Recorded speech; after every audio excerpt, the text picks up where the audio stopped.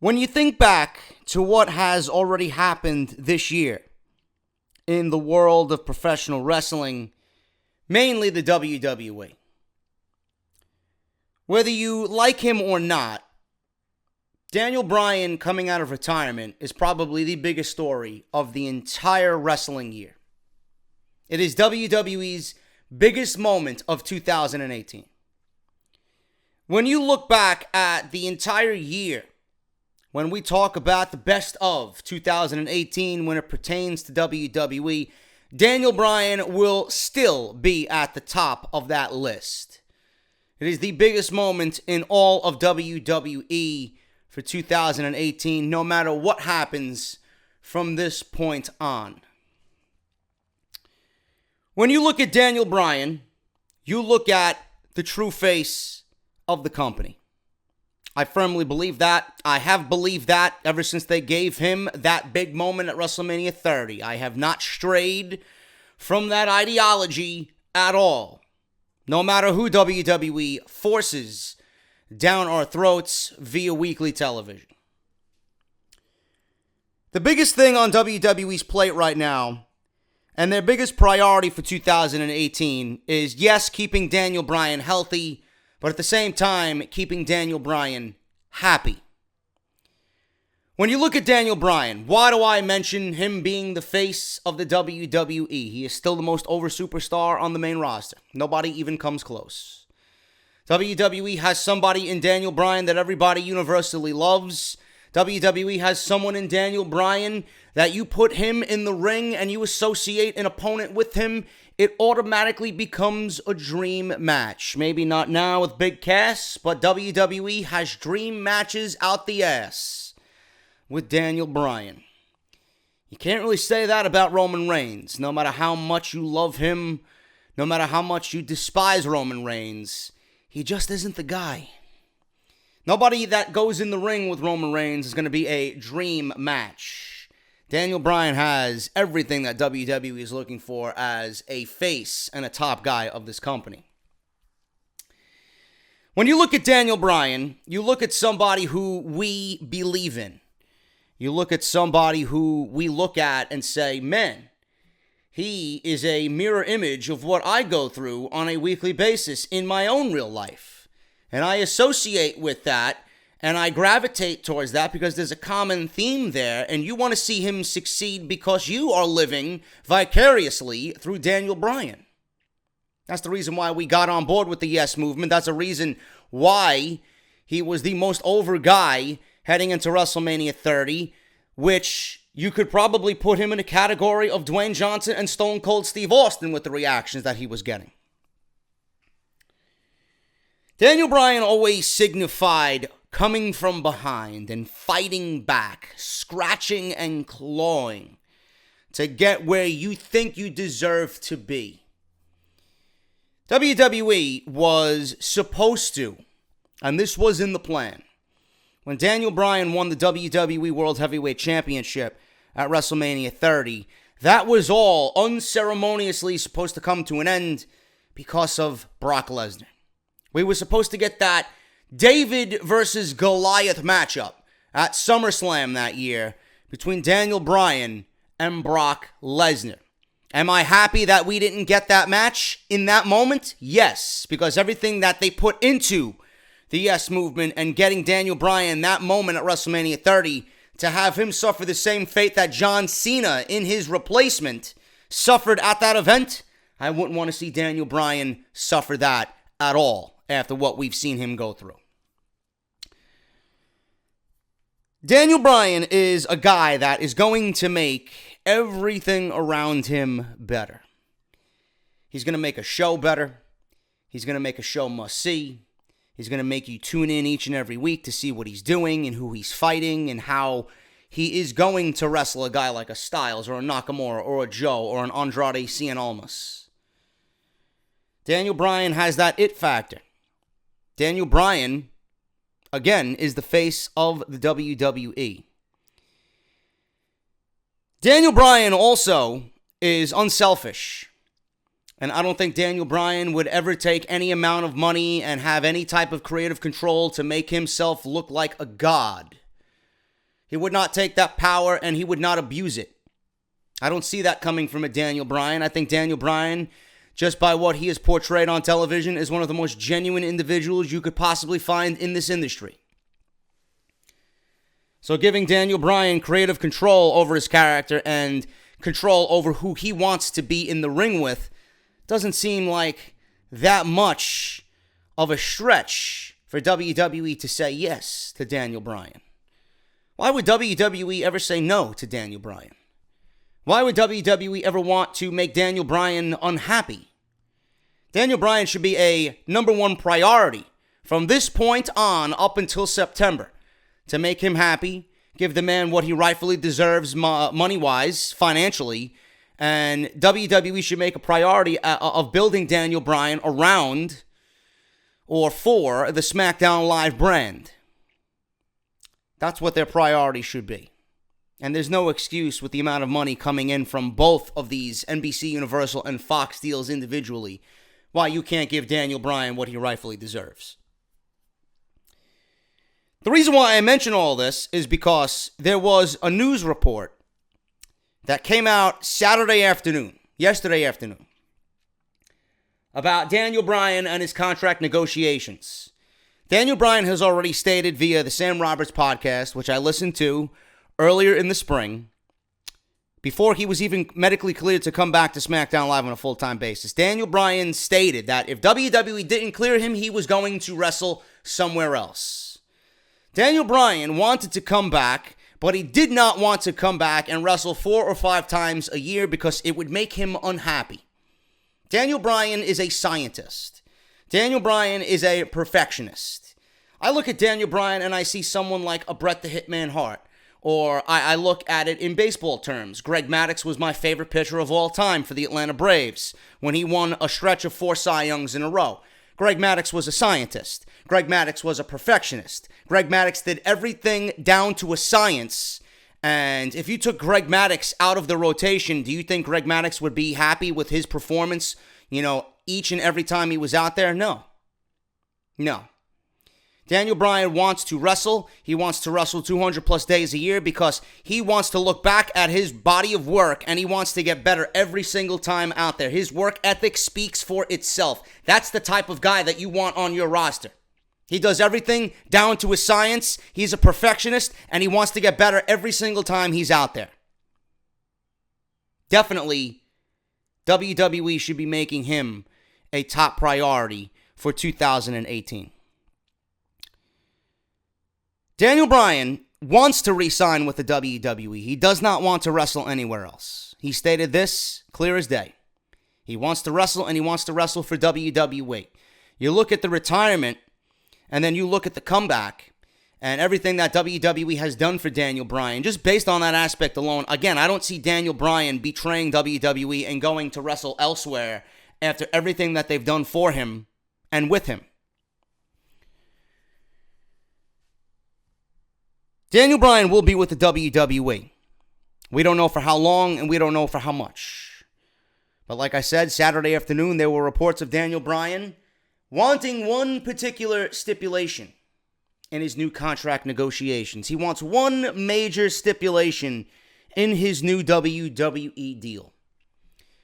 We all know that his contract is set to expire on September 1st. And it was reported earlier in the year that Daniel Bryan does not have a no-compete clause. So when he's gone, he's gone. September 1st is housing All In Chicago. If WWE doesn't sign Daniel Bryan, there's a real possibility that he could show up in Chicago on September 1st. He has yet to sign a contract extension with the company, and WWE officials are refusing to give him a significant push on SmackDown Live until he signs a new contract extension and proves that he is healthy on a full-time schedule as an active wrestler. There's a lot of speculation about Bryan's future in the WWE after this summer, but most fans expect the two sides to reach an agreement eventually. It's been confirmed that Bryan is negotiating with WWE currently, but Bryan is asking for some major stipulations in this new deal. Now, if Daniel Bryan is as successful as he is, and he is who he is for the WWE, and you look at him as a major force in this company, You look at him as a face of this brand, of this company. Why wouldn't you want to appease anything that this guy's bringing to the table? It seems like a no-brainer to me. It seems like a win-win situation for WWE. He stays within the boundaries of asking for something that's only going to make the product better. And you're getting probably one of the greatest wrestlers in the entire world. I don't see why WWE would not listen and be open to what this guy's asking for. WWE is very strict on their contract negotiations. They really don't let WWE superstars have any leeway in contract negotiations as far as creativity goes. WWE wants to completely control that for whatever reason, and that's the main reason why television now is as bad as it is. It's because everybody is handcuffed and they don't have any creative freedom, and WWE thinks that everything that they do is the right way. You have a ton of bright, smart, intelligent individuals working for you. Why you don't expose some of that knowledge and creativity to make your show better is just really mind-boggling to me. But if Daniel Bryan is asking for something like this, I would certainly be open to giving this man what he wants. According to a new report from DirtySheets.net, Daniel Bryan is insisting for some kind of reasonable creative control in his new contract. His intention isn't to abuse that power. Bryan is focused on his long-term booking and wants more input regarding who he works with on television. As you guys probably can wonder, Daniel Bryan probably did not ask to work for Big Cass or with Big Cass, but WWE is giving Daniel Bryan Big Cass because their intention is to get Big Cass over as a major heel on SmackDown Live, and there's no better person to work with than the most over babyface in the entire company in Daniel Bryan. Daniel Bryan willing to do whatever he has to do. He's not going to say no. He's going to do whatever the company asks. But from this point on, Daniel Bryan wants to work with who he wants to work with, and he's not going to abuse that power in any way. And I believe Daniel Bryan in every aspect of that clause he wants in his contract. And so should WWE. The other thing Bryan is asking for may be a little bit of a stretch, something that I would love to see now, and probably one of the few things that WWE could really make special. Because what they're doing with him right now isn't special at all. It's downright nauseating, it's frustrating, and fans don't even want him on television at this point going on into the future. Daniel Bryan is also demanding a rivalry with Brock Lesnar. WWE officials have only granted creative control to Hulk Hogan and Bret Hart in the last 40 years. Daniel Bryan doesn't seem like the kind of person who would use the clause to bury anyone. It's obvious he's trying to protect himself. However, it's understandable why WWE officials would be hesitant to give Bryan that much power. Again, I ask, do you see Daniel Bryan abusing any type of power at all? Has Daniel Bryan ever come off as power hungry, greedy, selfish in anything that he's done? Not only on television, but in his personal life that we've seen? Has anything come from him that would worry you from the emotional, unscripted promos that this man cut during his retirement and his comeback? Why WWE would not grant this guy some reasonable creative control just seems like a stupid idea. His current WWE contract won't expire for another 3 months. The two sides still have some time to discuss the possibilities, but Bryan could still leave the company if his demands aren't met. The WWE universe has no choice.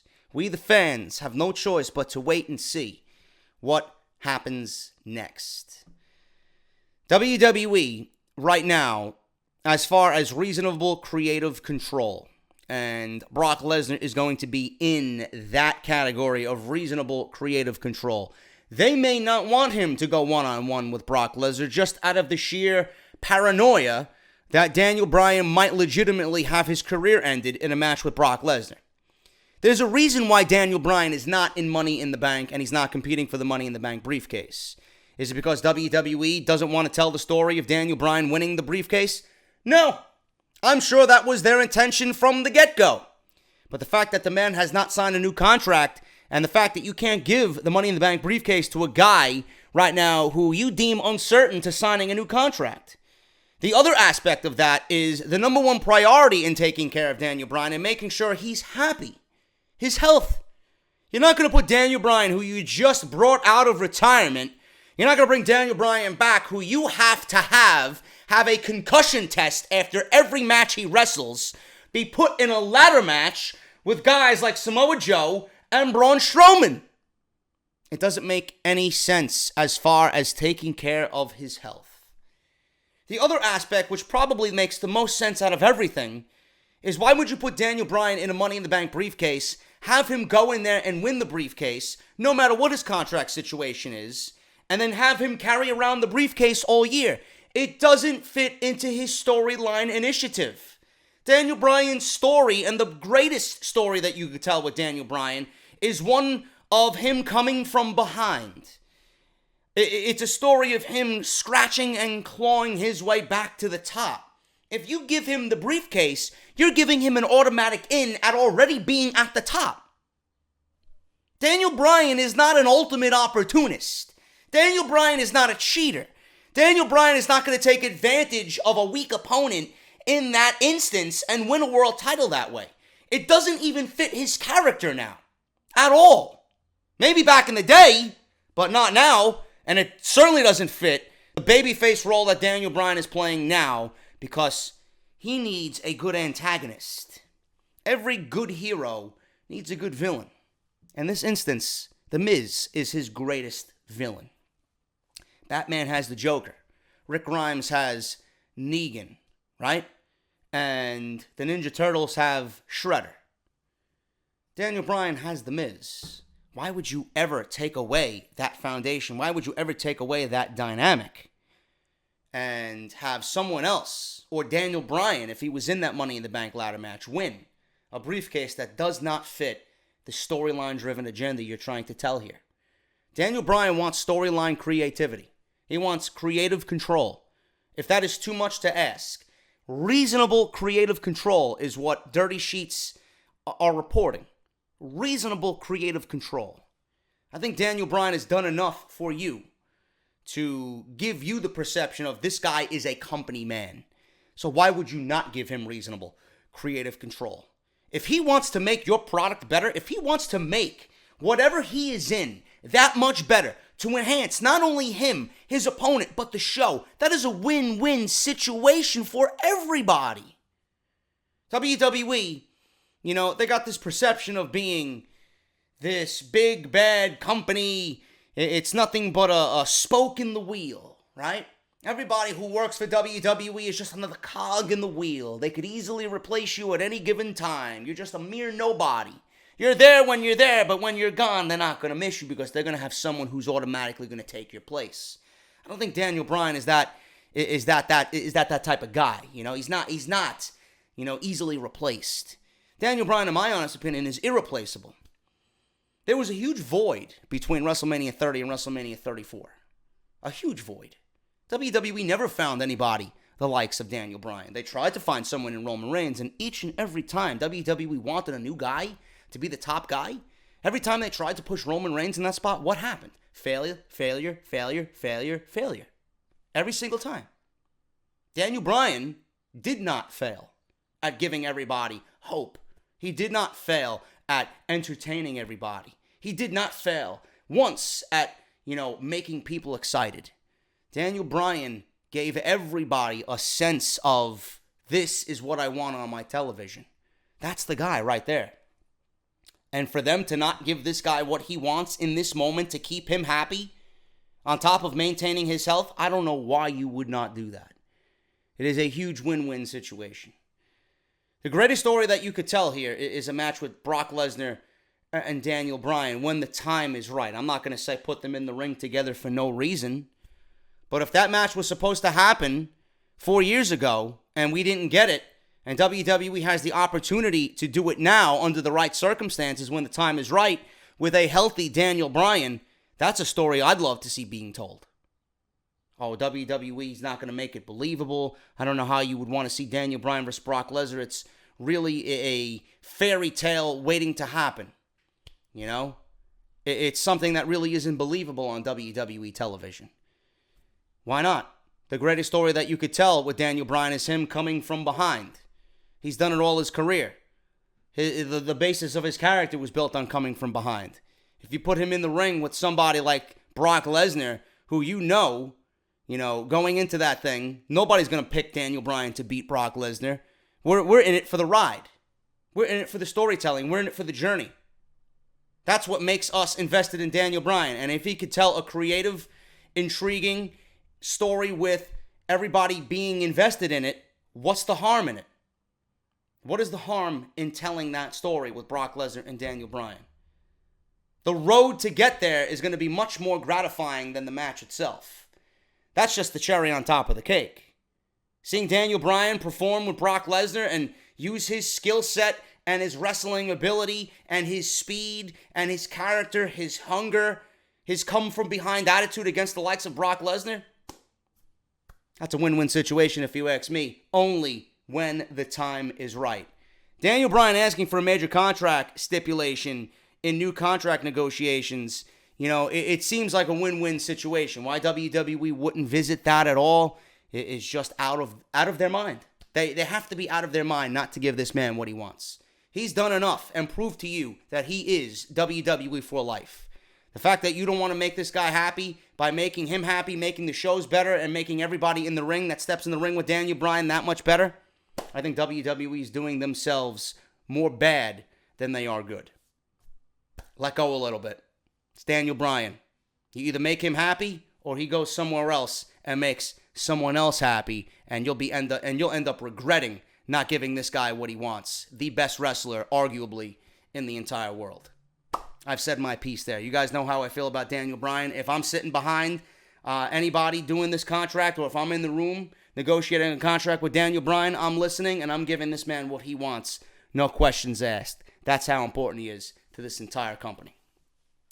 We got a lot to go over, man. We got a lot to go over. I got Money in the Bank news. I got news on Roman Reigns, as always. I got news on WWE not introducing new championships. What am I talking about? And for what division? I got it all here on Off the Script, man. Also, update on Alicia Fox. Total Divas, the show, causing jealousy backstage. And I also have news on Samoa Joe. Was he supposed to win the 2015 Money in the Bank?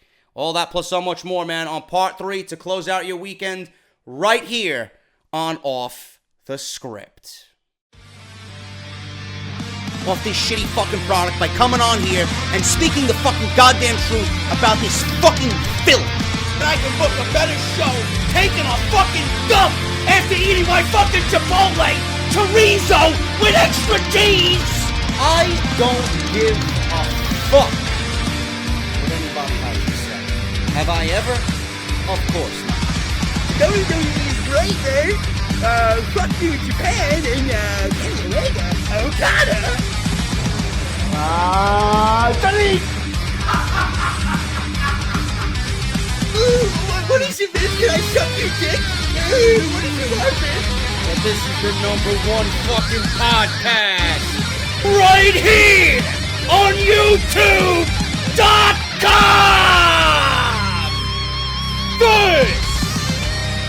This is Off the Script. Yesterday afternoon, I seen a tweet from the official YouTube Twitter account. And I seen them post that they had a influx of people complaining, what else is new, about subscription boxes being broken and the fact that many people were not getting notifications of new uploads to the people that they were subscribed to. And I look at my stats for yesterday's video, and I look at my stats for Friday's video, and I'm down nearly, I'd say 50% from Friday to Saturday. So I know for a fact everything was down. Likes, even dislikes were down. Views were down. Audience retention was down. Everything was down for part 2 of this very show. And I'm assuming that has to be the reason why. So if you guys are actually getting this video, if you're getting a notification, if you're seeing this on Twitter, if you're seeing this in your subscription boxes, hopefully, please make sure you guys go and check out part 2 if you did not get it yesterday. If you were wondering, well, JD didn't upload part 2, maybe he took Saturday off, man. I didn't take Saturday off, man. I gave you almost, well, it was over 2 hours on Friday. I gave you almost an hour and a half on Saturday, and I'm probably going to give you an hour today. So make sure you guys go and check out part 2. It is live on the channel right now. WWE have, not officially, but they may have honed in on who they want to win both the men's and women's Money in the Bank ladder match. We discussed that, who WWE Creative is thinking about, and who I would book to win the women's, and I book the entire year of SmackDown and Raw women's divisions going into WrestleMania 35 next year, with a major dream match happening at the Survivor Series. You guys know my pitch for The Miz and Daniel Bryan. You guys know that for the men's side, but go and check that out, man. Very interesting stuff, and it's very difficult to listen to that and not want to see it come to fruition. So if you missed part 2 and part 1, both of them will be linked in the annotation that you see in the top right corner of the screen. We got a lot of news to go over today, man. I'm not going to waste any of your time. You guys know the deal with my sponsors. Thank you for showing love to all my sponsors. You guys know the deal, man. You got Off the Script t-shirts available on barbershopwindow.com/offthescript. Go and get your t-shirts. 15 designs up there right now with more coming this summer. And I believe they are running a sale for barbershop merchandise. So barbershopwindow.com/offthescript. Get your new t-shirts, man. The Roman design and his empire is still not over. They do it for Roman. The Jinder Mahal, get off my TV design, #failure raha. It's all on there, man. Barbershopwindow.com/offthescript. I'll be in Pittsburgh July 15th for Extreme Rules, and then I'll be in Chicago for All In. I'll be in Brooklyn for SummerSlam. If you guys are going to come out and meet me, man, get your merchandise, man. I don't want to see any of you without any off-the-script gear. So please do that and support the show and look good at the same time. Harry's.com/script, giving you guys a free trial shave set because they know that when you use Harry's, it's going to be the best shave of your life, man. Harry's.com/script. Sign up. All you guys have to do is pay the shipping and handling, $2 or $3, and you will get a razor blade, a handle, shave gel, and a protective case, all for free. And when you use it, I'm telling you right now, whatever's in your medicine cabinet, in your bathrooms right now, it's going right in the trash. Because once Harry's hits your face, you're going to say, damn, JD was right. Harry's.com/script. Also, Audible. audibletrial.com/offthescript. Audible's giving everybody listening to this podcast 1 month free of their service, and that includes 1 free audio book. If you don't like what you see within the 30 days, you guys can cancel, but you get to keep your audio book on the house for free. Free. Free.com, motherfucker. So you guys got wrestling, politics, romance, sports, cooking. You guys want science fiction, fantasy. It's all on there, man. Go and check it out. If you've already signed up, tell a friend, tell a classmate, tell a coworker, tell your girlfriends, folks. It doesn't matter, man. Spread the word of Audible. Give the gift of Audible. Same thing goes for Harry's, man. audibletrial.com/offthescript. If you guys want to follow me on Twitter, at JDFROMNY206, hit that subscribe button down below. We are dangerously close to 93,000 subscribers, which would put us at 7,000 more to go for that silver play button. So I can't wait for that to happen. And if you guys want to support the podcast, we do have a Patreon page, man. Patreon.com/JDFROMNY206. If you guys want to show your appreciation for all the hard work that goes into this very show week in and week out. Let's hit the news and rumors, man. I don't want to talk about anything negative, but we do have a story here that is quite sad. And I think I put it, yeah, here we go. It's in my notes. It's a very small piece of information here, but I want to talk about this. And if you are a parent, please don't do what this fucking buffoon did. I mean, I don't even know if this guy's even human. This guy belongs in a mental institution. There's a reason why. I think we're going to start seeing now, after WWE released a fucking statement on this, do not try this at home. I don't know what possessed this man to do what he did, resulting in what resulted. Ridiculous. In one of the more sad stories this weekend, according to a report from Yahoo News, a 2-year-old child in Jefferson County, Missouri, was killed after a man used the Batista bomb on her. Addie Cook died on May 26th after her mother's boyfriend allegedly performed the move, causing her to sustain traumatic injuries. Richard Gamashi Jr., 24, has been booked for abuse and neglect of a child, while the mother, Cheyenne Cook, 19 years old, the fuck you doing having children at 19, first? Number 2, where the fuck were you when this guy was doing a Batista bomb to your 2-year-old daughter? Cheyenne Cook, 19 years of age, has been charged with endangering the welfare of a child. WWE actually issued the following statement regarding this incident, and I quote, "We are deeply saddened by this tragic death and hope that the guilty parties are brought to justice. There is no excuse or justification for the brutal and ultimately fatal beating of a 2-year-old child by a grown man. This is a clear case of criminal intent and a lack of parental supervision," end quote. The company has been producing promotional videos for years, which encourages fans to not attempt any wrestling moves at home. And I'm sure you guys know what they look like. WWE, has done them all over the years, watching the product growing up. Even now, when you go on and turn on a WWE Network show, they usually, from time to time put that stuff in there before the show actually airs. Absolutely unnecessary. And I'm assuming you guys have much more common sense than that. I don't know what the fuck these people were doing. Maybe they were drugged. Maybe they were under the influence of alcohol or some type of drug to perform such stupidity. I don't know. But this is definitely a sad state of affairs. Neither one of these two people should be having kids ever again. You should not be having kids at the age of 19. 19 fucking years old. Irresponsible. The fuck do you know about life at having kids at 19? Come on, man. Sad state of affairs there. I hope they are punished to the extent, because this is absolutely unnecessary. With no care in the world, it took a life away from an innocent child. And it's just stupidity, man. Something like that, completely unnecessary. And I don't like reading shit like that. It's unbelievable. You shouldn't be performing any wrestling moves on anybody unless you're trained. Simple. 2 years old, 20 years old, 40 years old, doesn't matter. It does not matter. Do not attempt anything that you see on television because it's fake, right? No, they're trained and they kill their bodies, and their life expectancy is not like a normal human being. A professional wrestler's life expectancy is much less than an average Joe like you or I.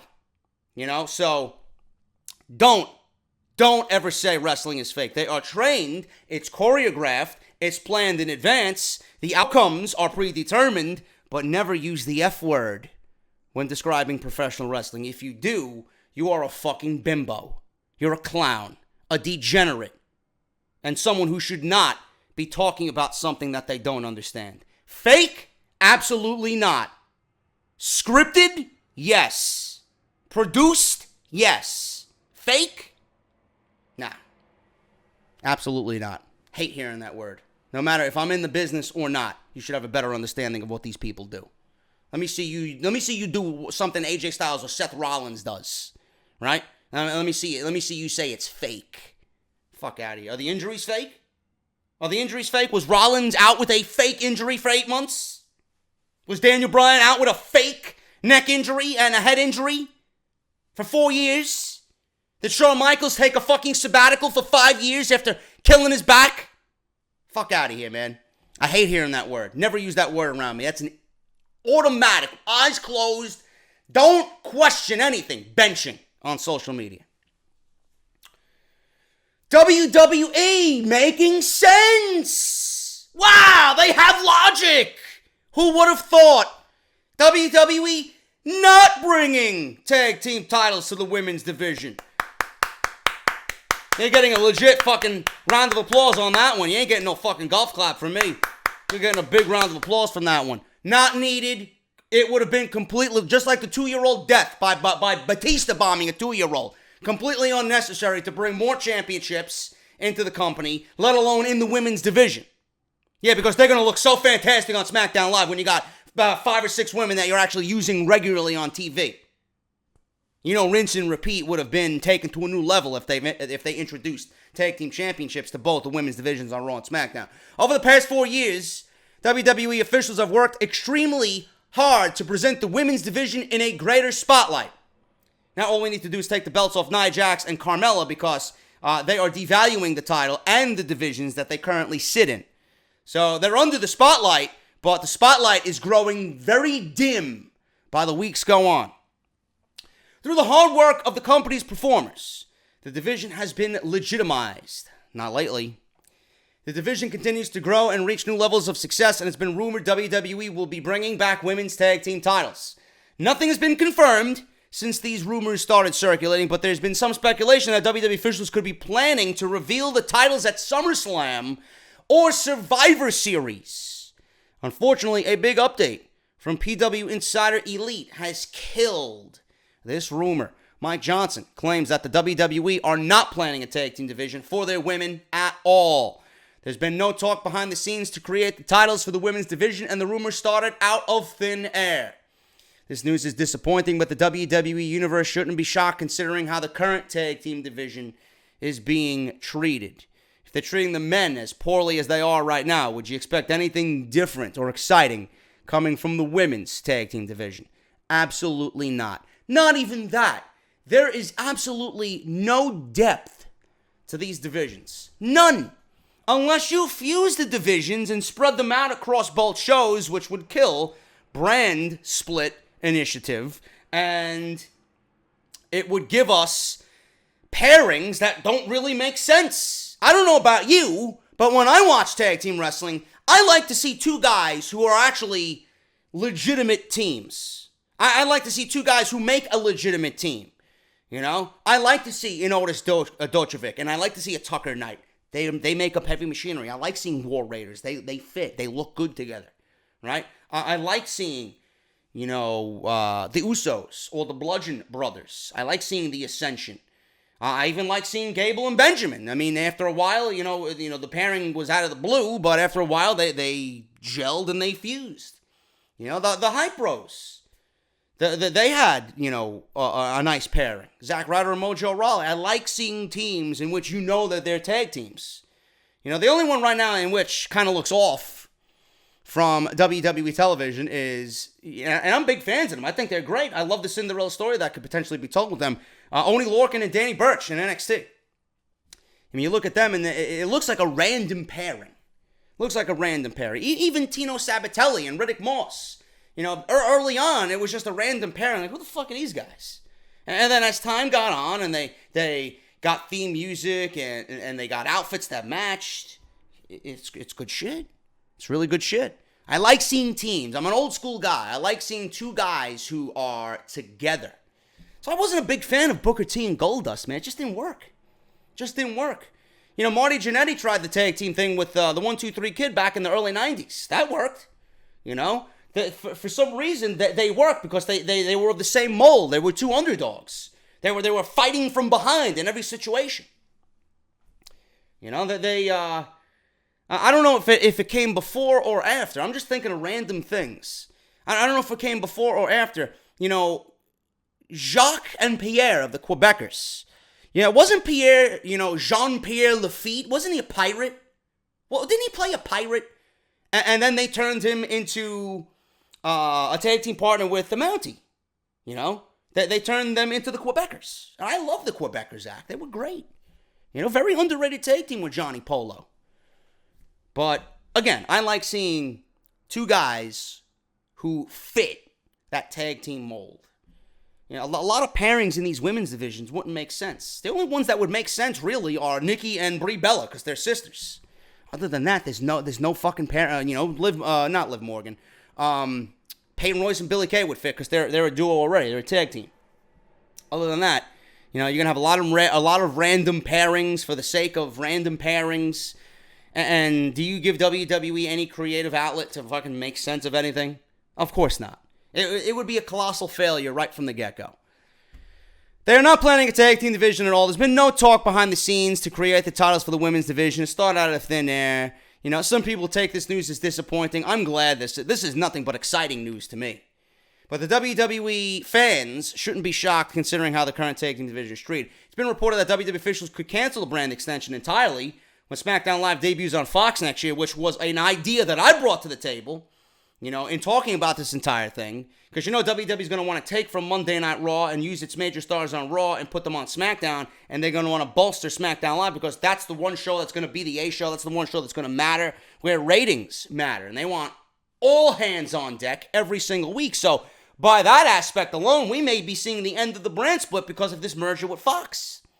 Now, if that's the case, it makes a little bit more sense to possibly introduce new tag team titles to the women's division because both divisions would be fused.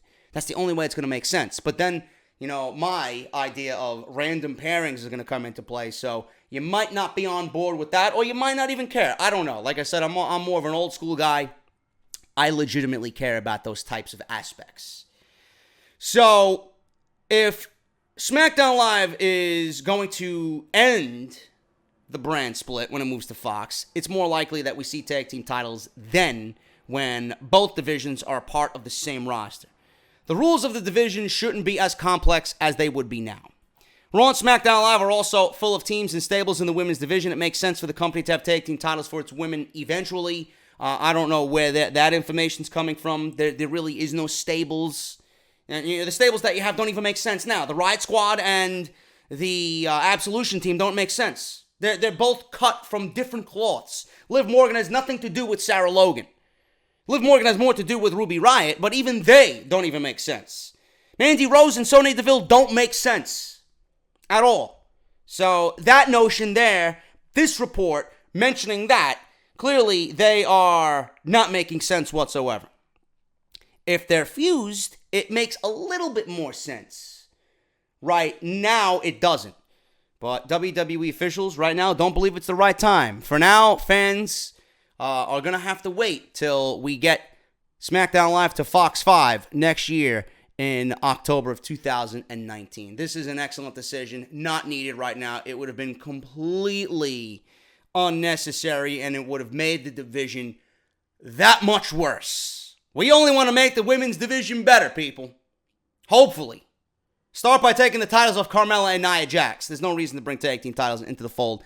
Don't make any sense, and you don't want to make the division worse than what it is right now, because after this women's evolution or revolution, you know, they have slipped down the mountain very, very quickly, because this division is absolutely worthless right now, and the only reason why this division even has any momentum is because of Ronda Rousey.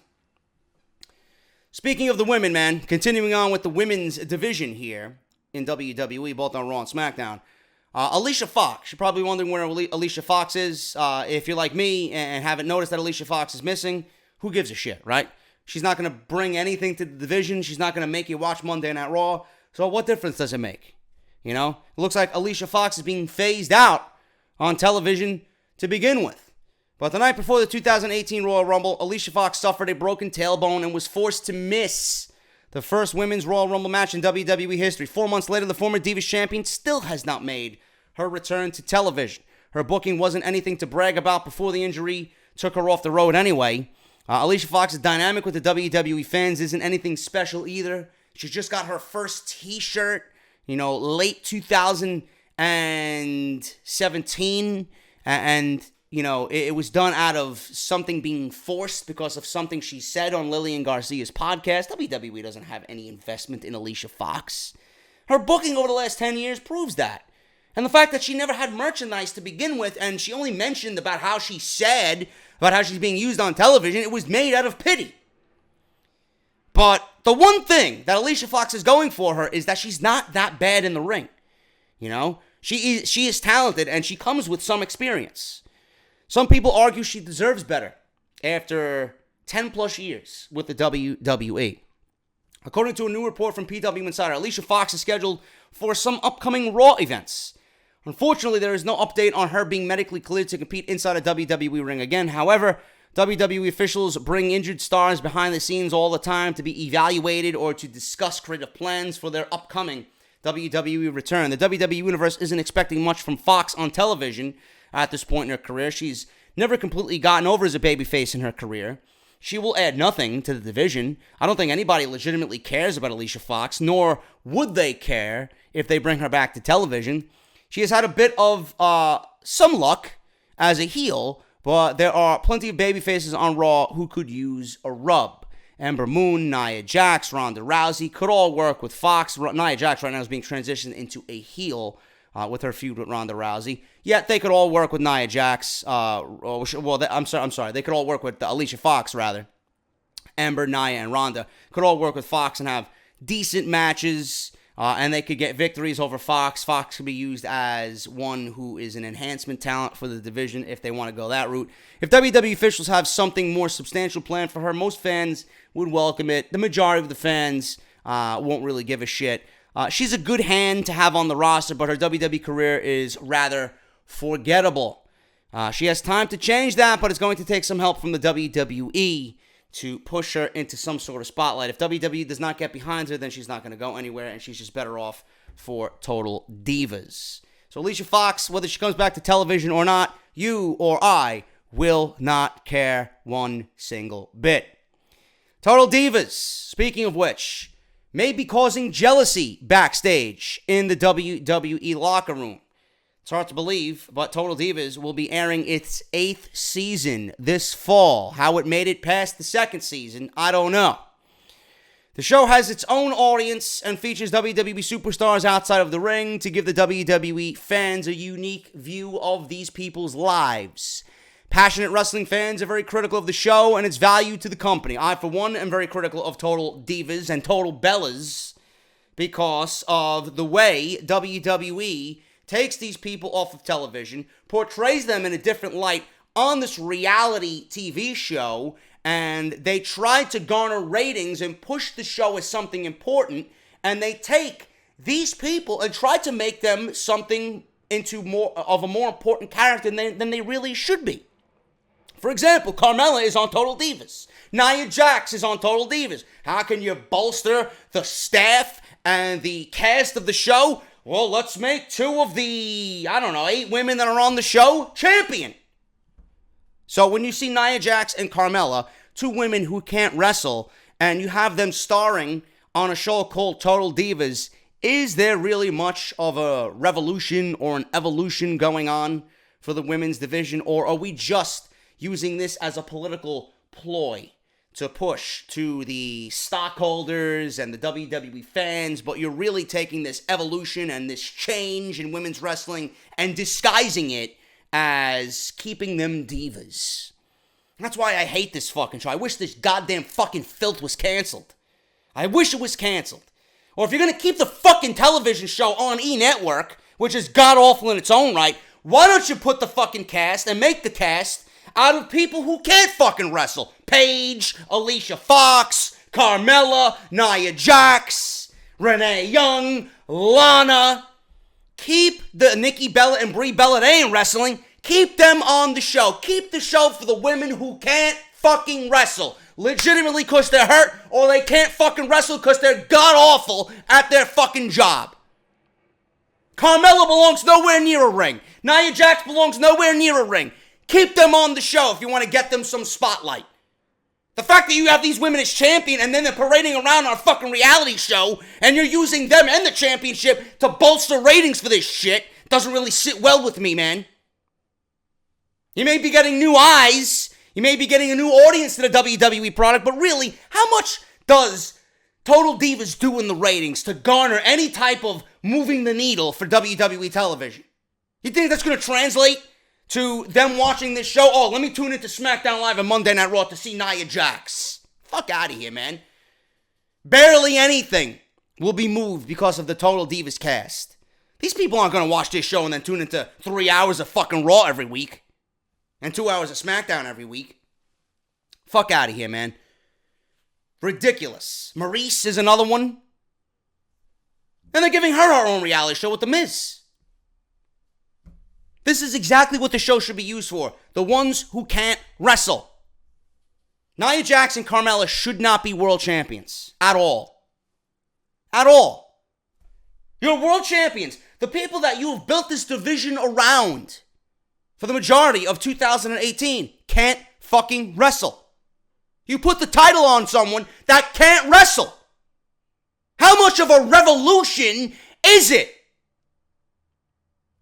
Then you want to hear reports and read reports. You want to watch this podcast and I'm reporting Carmella is now in really bad light with WWE management because they're disappointed in the fact that she has not progressed. Now you're realizing this? It took you 280 fucking days and a match with Charlotte to realize that she can't wrestle? Boy! You people have your priorities fucked up. All I needed was one fucking match to realize she can't wrestle. She has nothing going for her. Nothing. You have a division of Charlotte, Becky, and Asuka, yet you have Carmella as your champion? What planet are we living on?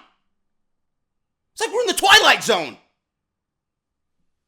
This is what they want. This is legitimately what they want. A division of, even Naomi, you can put Naomi in that fucking category. You have a division of Charlotte, Asuka, Becky, and Naomi, and that's who you have as your champion?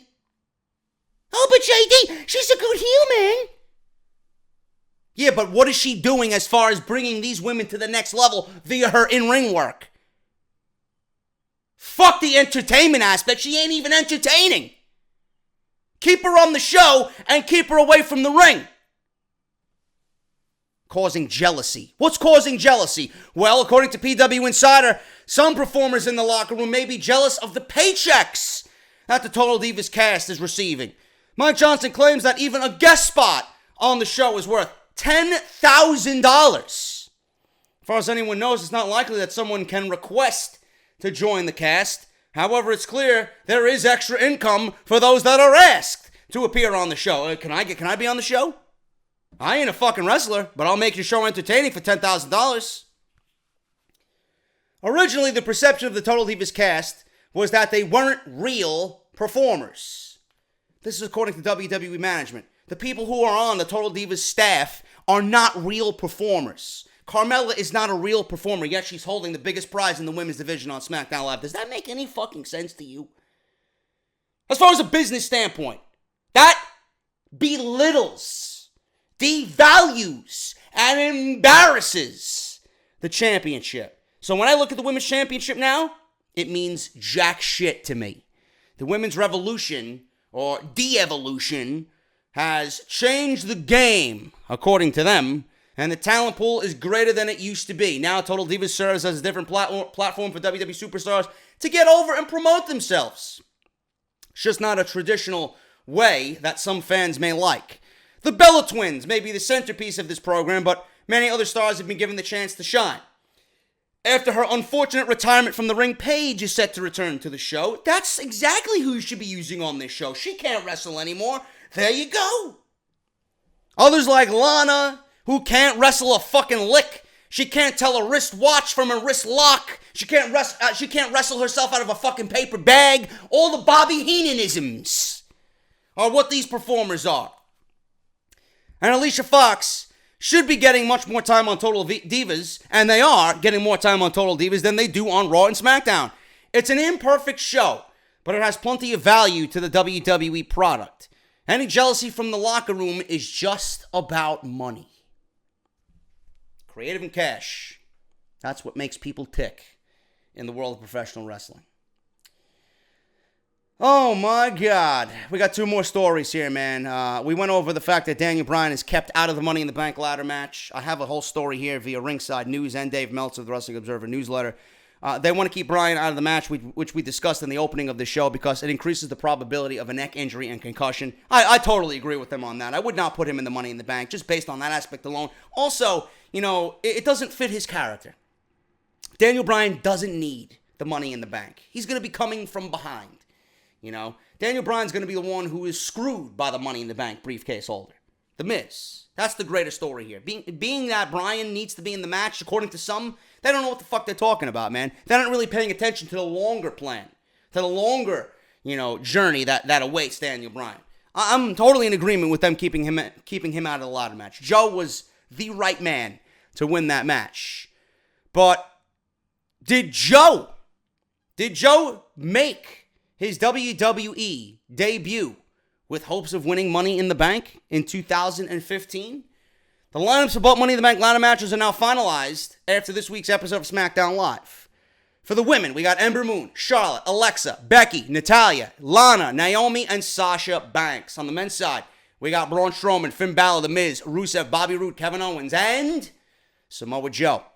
As of this writing, Bliss is seen as the favorite to win the briefcase to secure an opportunity for the Raw Women's Championship. And I mean that just based on her notoriety. Okay? Natalya is probably the one that makes the most sense, according to some in the community, and I agree with that. Ember Moon is probably the dark horse because she is the newbie on Monday Night Raw. While on SmackDown Live, The Miz is the favorite to win the Money in the Bank briefcase, as we discussed yesterday on Part 2. Link will be in the description and the annotation. Big E has also been rumored to be a shock winner. That's the beauty of Money in the Bank. That's why everybody loves Money in the Bank, because it's surprising, it's intriguing, and it's unpredictable. Anybody could walk away with the briefcase. James McKenna. He actually is an editor and writer for Pro Wrestling Sheet with Ryan Satin, and he's a former WWE employee. He shared an interesting story on Twitter, on his Twitter account this week, which suggests why Samoa Joe could be a serious contender to win this year's Money in the Bank.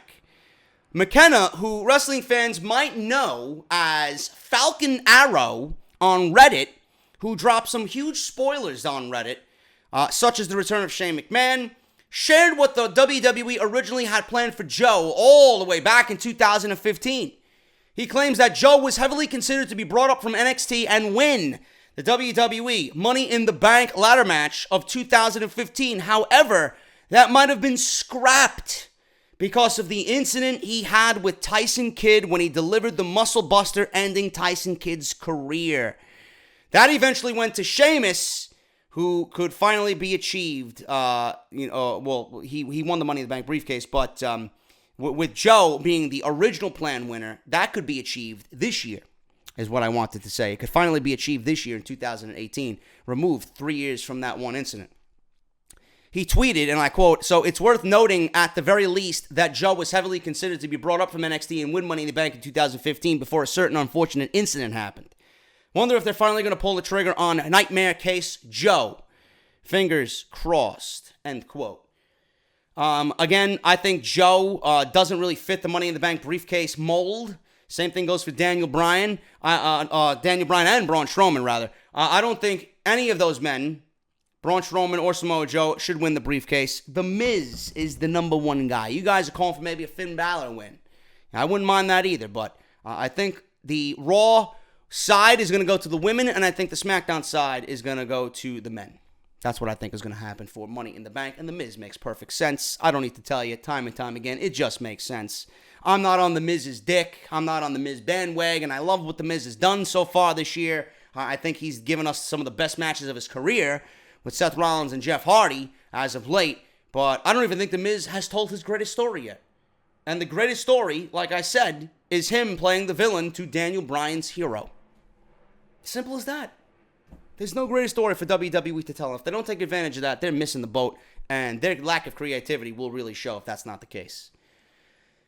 Finally, guys, we're going to end with this one. I don't want to continue to harp on Roman Reigns. You guys know the deal. We're not going to talk about Roman Reigns and how he's being miscast and how he is being mistreated, and the portrayal of his character is not really one that fits, and how he should turn heel. You guys know the deal on that.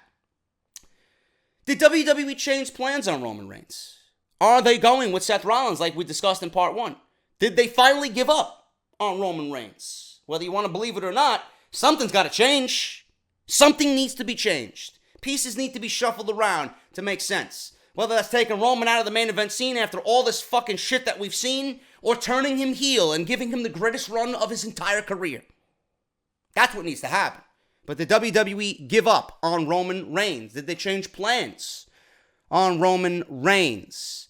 Now, according to Ringside News, this is from Dave Meltzer, transcribed by Ringside News. Vince McMahon had a one-year plan, says Meltzer, and it involved Brock Lesnar beating everyone with one F5, and then at WrestleMania, he would hit one on Roman, and Roman would kick out, spear him, and win. That was the plan. We all knew that going into WrestleMania.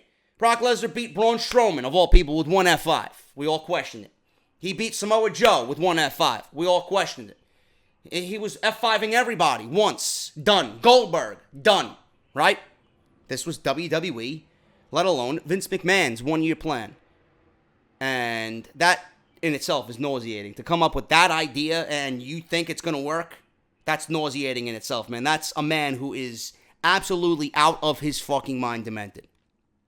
One F5 on Roman. Roman would kick out, spear him, and win. That was the plan all the way up to a week before Mania, where I guess Vince was surprised Roman got booed. So Vince says, I'm changing my plan. Vince is surprised that Roman got booed? The man is with Roman every Monday. The man is with Roman for the last 4 years. Why is it surprising now? Why is Meltzer reporting it's surprising now he got booed? You didn't hear the fucking build-up to this match at WrestleMania? You didn't hear the moans and groans when Roman came out at WrestleMania? You didn't hear the shit people were saying during that match? Well, what needs to be said? What needs to be done? Either he is that fucking demented, or he is the dumbest fucking human being walking this planet. I don't know how you can't figure that one out. They've decided to keep the title on Brock Lesnar, he says, and do an absolutely stupid storyline where Roman Reigns would claim he's being screwed by the authority, and that's why he's not champion. Even though if you watch the show, he's been beaten repeatedly. So as viewers, we're supposed to believe that in real life, they're not letting him be champion, and we're supposed to sympathize with him. If you watch the show, you know that this hasn't worked, and I don't know if it's going to work. End quote. The sympathy isn't working. The sympathy will never work. In Chicago, a match with Jinder Mahal is going to get fucking crucified. You know, Jinder may be a big heel, big bad heel, but putting him against Roman may end up turning him babyface. Putting the two hated guys, most hated guys in the company, legitimately, for all the wrong reasons. One can't wrestle and the other one's been pushed down our fucking throats in the most unbelievable fucking way possible. The fans in Chicago are going to rip into them like they've never seen before. I'm not interested in the match. I'm interested in the crowd during that match. Not even with Mahal has Reigns been able to receive universal cheers. So this entire management is against me act is not working. It will not work and should be all the reason why WWE turns this guy heel, changes plans forever, goes heel, and puts Rollins against Lesnar at SummerSlam. That is the best story to be told. Rollins and all the work against Rollins and all the work that he's done against Lesnar, whether he's IC champion or not, Roman taking things into his own hands, dude, it sells itself. What was the Shield about? Bringing justice to the WWE. For Roman to reinvent the Shield in his own image and bring justice, not to the WWE because the WWE is against him. The Shield brought justice to the WWE. But Roman reinventing the Shield with the proper supporting characters, bringing justice to Roman? Suck on that. I don't need to tell you and I don't need to describe to you how much more sense that makes than what the fuck they're doing right now. So the WWE change plans on Roman Reigns? Probably. Are they going to make the right fix to present this guy in the right way? Probably not. Are we going to get Reigns versus Lesnar at SummerSlam? Part of me says that we will. I want to hope that WWE is not that stupid. I want to hope that WWE does the right thing here. I don't need to tell you time and time again how much better a heel Roman would make not only him, but the entire fucking show. Things would make sense. Roman being heel would make the show better. Roman being heel would make everybody around him better. Look how many baby faces there are that could go against a heel Roman. You get the Authors of Pain in a supporting character role. You get Roman as a heel going up against Seth Rollins and then a Braun Strowman at WrestleMania. Dude, why? Why are they so ignorant? You don't have all the answers. You know? This makes sense. If you changed on Roman at WrestleMania and you haven't given him the shot yet, what story do you think you're going to tell after what we've seen from WrestleMania is going to be believable to people? Nothing. The only thing believable that the fans want to see pan out on television is Roman saying fuck you to the fans and fuck you to WWE. Roman bringing justice to himself and taking what he thinks he deserves. There's no greater story on Monday Night Raw that could be told. WWE needs to change on Roman, and that change needs to be a heel turn. And I don't want to have to say it again, even though I know I will. I hope we don't get what we're all fearing we're going to get at SummerSlam. I'm getting the hell out of here, man. Thank you guys so very much. I hope you enjoyed this part 3 of Off the Script. I'll be back tomorrow with more WWE content as we got Monday Night Raw to look forward to. I guess to you guys, some of you might be looking forward to Monday Night Raw. Me, I don't know what the fuck is going to happen. After the last 2 weeks, I don't know how they could get any worse on Monday Night Raw. Apparently, they got a whole thing planned. We got Bobby Roode versus Braun Strowman, Finn Balor versus Kevin Owens, right? And I don't know what we got going on with the women, nor do I care, but I'm not expecting anything positive to come out of Monday Night Raw. We'll see what happens. We got Elias and Seth Rollins, though. Going to be interesting to see how WWE continues that storyline. That's probably the only thing that's going to interest me on Monday Night Raw. We'll see what happens. Hope you enjoyed. Hit that thumbs up. And if you missed anything that I did this weekend, go check it out, man. Show some support. I'll see you guys on Monday for Raw. Until then, have a great Sunday afternoon, and I'll see you all tomorrow night for WWE Monday Night Raw. I'll talk to you later.